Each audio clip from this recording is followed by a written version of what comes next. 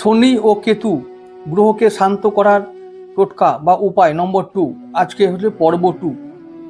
প্রথম যে নিয়মটা বলবো, নাম্বার 1, সকালে স্নান করে ভগবান শিবের শিবলিঙ্গে জল দিয়ে আমরা 108 বার ওং নমঃ শিবায় এই মন্ত্রটি উচ্চারণ করব এবং তারপর শিবলিঙ্গের সামনে আমরা হাঁটু গেড়ে কপালে মাথাটা মাটিতে ঠেকিয়ে আমরা প্রণাম করব।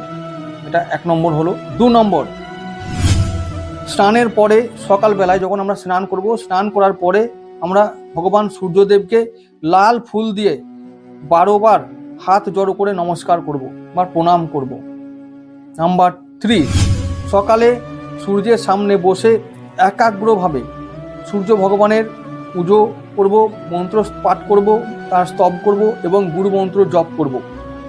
নাম্বার 4, যথাসম্ভব গরিবদের কিছু দান সামগ্রী আমরা দেব।